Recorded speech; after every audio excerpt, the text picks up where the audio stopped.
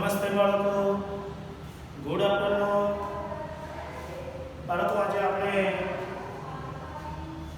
ધોરણ 7 વિજ્ઞાન એમાં પાઠ નંબર 3 આપણે બીજો ભાગ. પાઠ નંબર 3 માં આપણે ઊન અને રેશમ વિશે છે. ઊન વિશે આપણે ભણી ગયા છીએ બાળકો. આજે આપણે રેશમ વિશે ભણીશું. રેશમ કઈ રીતે મેળવવામાં આવે છે. ઊન આપણે મેળવવા માટે ઘેટા, બકરા, ઊંટ, યાક જેવા પ્રાણીઓના શરીર પરથી આપણે ઊન મેળવતા હતા. રેશમ કઈ રીતે મેળવવામાં આવે છે, આજે આપણે તે રેશમ વિશેનો મુદ્દો જોઈએ કે રેશમના કીડાઓ રેશમના રેસાઓનું નિર્માણ કરે છે. રેશમના કીડાઓ રેશમના રેસાઓનું નિર્માણ કરે છે રેશમ પ્રાપ્ત કરવા માટે, એટલે કે રેશમ મેળવવા માટે. રેશમના કીડાઓનો ઉછેર કરવો, એ રેશમના કીડાઓને ઉછેરવા પડે છે. જેવી રીતે ઊન મેળવવા માટે ઘેટાઓનું જે પાલન પોષણ કરતા હતા ને ઊન મેળવતા હતા, એ રીતે જ અહીંયા રેશમ આપનાર રેશમના કીડાઓ છે. એ રેશમના કીડાઓનો ઉછેર કરવો તેને સેરીકલ્ચર કહે છે. રેશમના કીડાઓનો ઉછેર કરવાનો, અને રેશમના કીડાઓ જ રેશમ આપે છે. એના માટે રેશમના કીડાઓ ક્યાં જોવા મળે છે, શું છે? તો ખાસ કરીને શેતુરના વૃક્ષો, એ શેતુરના વૃક્ષો પર રેશમના કીડાઓનો ઉછેર થતો હોય છે. રેશમના જે આ કીડા શેતુરના વૃક્ષો ઉપર વધારે જોવા મળે બાળકો. રેશમના કીડાઓ શેતુરના વૃક્ષો પર, શેતુર જે આપણે શાક માર્કેટમાં કેટલીક વખત જોવા મળતા હોય છે, જે લાલ અને લીલા રંગના જોવા મળે છે અને તે સ્વાદે ખટાશવાળા ખાટા હોય છે. એ જે શેતુરના વૃક્ષો છે એની ઉપર રેશમના કીડાઓ જોવા મળે છે. તો આ રેશમના કીડાની 4 અવસ્થાઓ છે. રેશમના કીડા છે એની 4 અવસ્થાઓ. સૌપ્રથમ ઈંડુ જોવા મળે. ઈંડા પછી એની અવસ્થા છે એ ડીંબ છે. ડીંબ પછી જે અવસ્થા જોવા મળે છે તે પ્યુપા છે, જે કોષિક અવસ્થા ગણાય. અને ત્યાર પછી રેશમનું પતંગિયું છે. રેશમનું પતંગિયું. તો આ રેશમનો કીડો છે, રેશમ કઈ રીતે આપે છે તે આપણે સમજીએ કે શેતુરના વૃક્ષો પર આ રેશમના કીડાઓ છે, એ રેશમના કીડાઓની એમનું જીવન ચક્ર છે. અને ત્યાર પછીની જે અવસ્થા જોવા મળે છે એ કોષિત અવસ્થાને પ્યુપા તરીકે ઓળખવામાં આવે છે. કોષિત અવસ્થા એ પ્યુપા તરીકે ઓળખવામાં આવે છે. અને આ પ્યુપા છે એ એના મોંમાંથી પ્રોટીનના બનેલા રેસાઓ તાર છે, એનો મોંમાંથી સ્ત્રાવ કરે છે.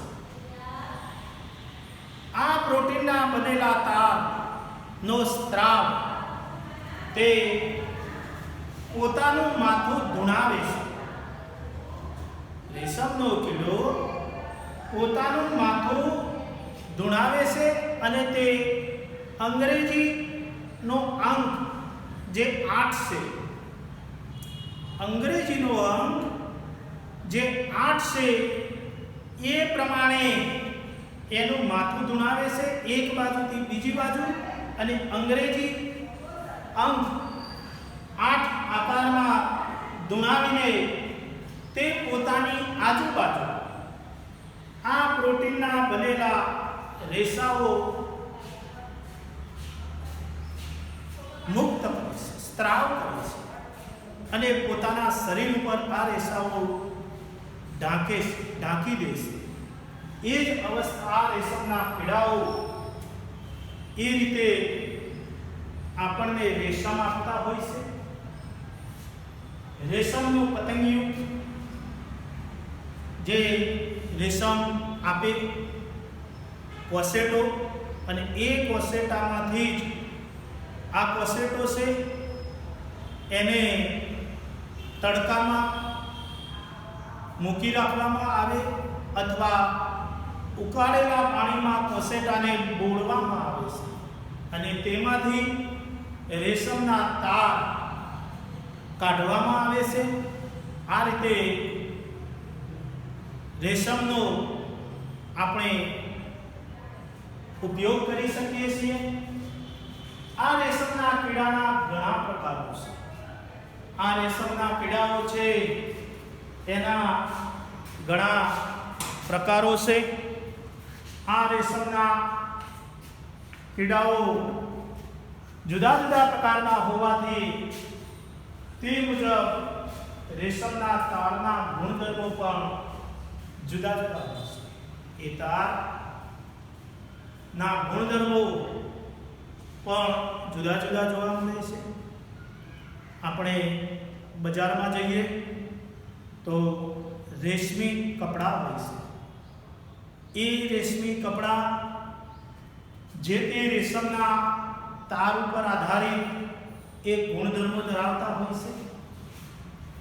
તો silk, tussar silk, muga silk, kosa silk અને એરી સિલ્ક, આવા રેશમના તારના જુદા જુદા પ્રકાર કે એમાંથી એ તાર ગુણવત્તા મુજબ સારી ઉચ્ચ ગુણવત્તા અને મધ્યમ કક્ષાની ગુણવત્તા પ્રમાણે એ સિલ્કના વિવિધ પ્રકાર પાડેલા છે. રેશમના જે આપણે જોયા કે ટસર સિલ્ક, ટસર નામનું રેશમ, મુગા સિલ્ક, મુગા નામનું રેશમ, કોસા સિલ્ક, કોસા નામનું રેશમ અને એરી સિલ્ક, એવા રેશમના ગુણધર્મોને આધારે એના પ્રકાર, એની મજબૂતાઈ,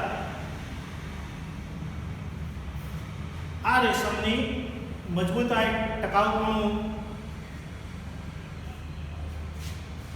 કેટલા સમય સુધી ચાલી શકે એ ગુણવત્તા, એના ઉપર આ રેશમના જુદા જુદા પ્રકારો છે.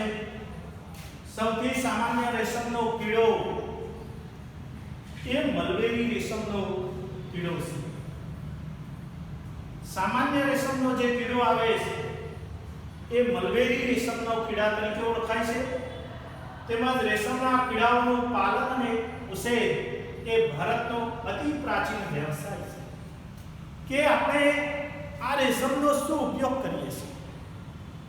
કપડાં બનાવવા માટે, તેમજ જબ્બાઓ બનાવવા માટે, સાડી બનાવવા માટે, રેશમી સાડી વગેરે બનાવવા માટે, રેશમી વસ્ત્રો, એનો ઉપયોગ રેશમનો થતો હોય છે. સુતરાઉ કપડાં આવે, રેશમી કપડાં આવે, એ રીતે નાયલોન કપડાં, તો એ પ્રમાણે રેશમી કપડાં એ આપણને જોવા મળતા હોય છે. સામાન્ય રેશમનો કીડો એ મલબેરી રેશમનો કીડો. આ રેશમના કીડાઓનું પાલન અને ઉછેર એ ભારતનો અતિ પ્રાચીન વ્યવસાય છે. આપણા ભારત દેશમાં આ રેશમી કાપડનો વપરાશ થતો હોય છે, અને એ માટે રેશમના કીડાઓનો રેશમ મેળવવા માટે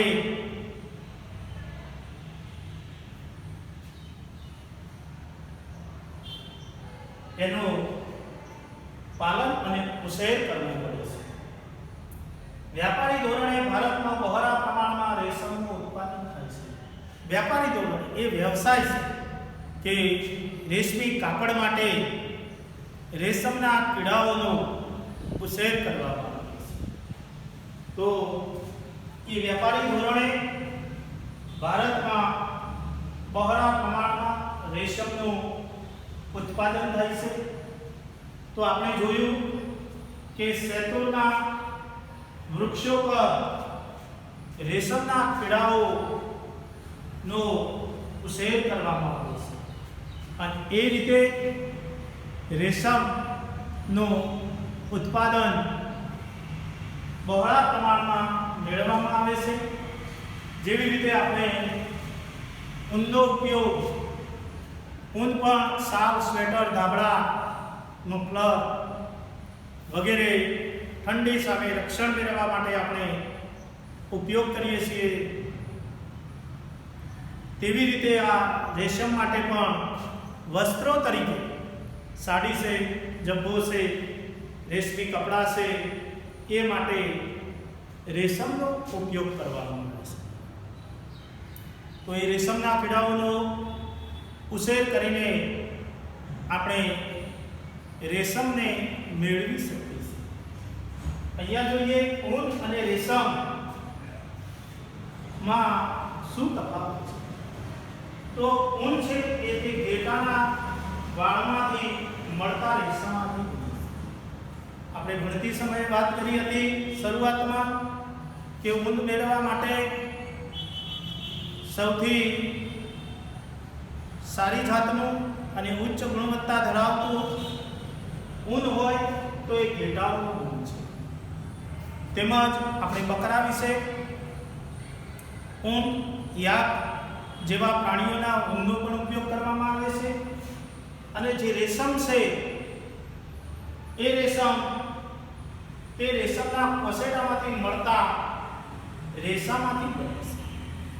કોસેટો છે એ જે આપણે વાત કરી કે પ્યુપા, અને એ પ્યુપા જે છે એ પ્રોટીનના બનેલા રેસાઓનો મોંમાંથી સ્ત્રાવ કરે છે. એટલે કે તે રેશમના કોસેટામાંથી મળતા રેસામાંથી રેશમ બનતું હોય છે. ઊન તેમાંથી આપણે શું બનાવીએ છીએ એની વાત કે તેમાંથી શાલ, સ્વેટર, મફલર, ધાબળા વગેરે બનાવવામાં આવે છે. તેમાંથી ઠંડી સામે રક્ષણ મળી રહે, ઠંડી સામે રક્ષણ મળી રહે તેવા શાલ, સ્વેટર, મફલર વગેરે બનાવવામાં આવે છે. જ્યારે રેશમ છે એ રેશમમાંથી તેમાંથી રેશમી સાડી, ખાસ કરીને સાડીઓ માટે રેશમી સાડીનો ઉપયોગ વિશેષ થતો હોય છે. તેમજ જબ્બા, રેશમમાંથી બનેલા જબ્બાઓનો પણ ઉપયોગ આપણે રેશમમાંથી બનાવીએ છીએ. તેમાંથી રેશમી સાડી, જબ્બા વગેરે બનાવવામાં આવે છે. તો આ આપણે ઊન અને રેશમના તફાવત વિશે જોયું. તો બાળકો, આપણે રેસાથી કાપડ સુધી આ પાઠની અંદર કુદરતી રેસાઓ વિશે વાત કરી કે કપાસ, ઊન, રેશમ અને શણ. આ પાઠની અંદર ઊન અને રેશમ વિશે આપણે જોયું કે ઊન અને રેશમ શામાંથી મેળવવામાં આવે છે. તેવી જ રીતે શણ જે એક વનસ્પતિ છે એ વનસ્પતિ શણ છે એમાંથી શણના રેસાઓ મેળવીએ છીએ. એ શણના રેસાઓમાંથી ખાટલા ભરવા માટેની દોરી તેમજ કોથળા જે અનાજ ભરવા માટે ઘઉં, બાજરી, ગુવા ચણા, મગ વગેરે ભરવા માટે જે કોથળા વપરાય છે એ સણના રેસાઓમાંથી બનાવેલા છે. અને રેશમની આપણે વાત કરી કે રેશમના કીડાઓ જે છે એમાંથી આપણે રેશમ મેળવીએ છીએ. તો ઊન અને રેશમ વિશે આપણે આ પાઠમાં જોયું. તો આના આધારે તમે ઘરેથી સ્વાધ્યાયના જે પ્રશ્નો છે એ તમારે ચોપડાની અંદર ફરજિયાત ગૃહ કાર્યમાં પૂર્ણ કરવાના રહેશે. તેમજ બ્લેકબોર્ડમાં જે આ લખાવેલું છે અગત્યના મુદ્દા એ તમારે ચોપડાની અંદર ફરજિયાત પાઠનું હેડિંગ મારી દે તમારે આ મુદ્દા પણ લખવાના છે. તેમજ સ્વાધ્યાયના પ્રશ્નો છે એ ગૃહ કાર્યમાં બાળકો તમારે ફરજિયાતપણે અચૂક લખવાની છે. શાળાઓ ખુલે ત્યારે આ સ્વાધ્યાયના પ્રશ્નો હું ચેક કરીશ. આવજો બાળકો.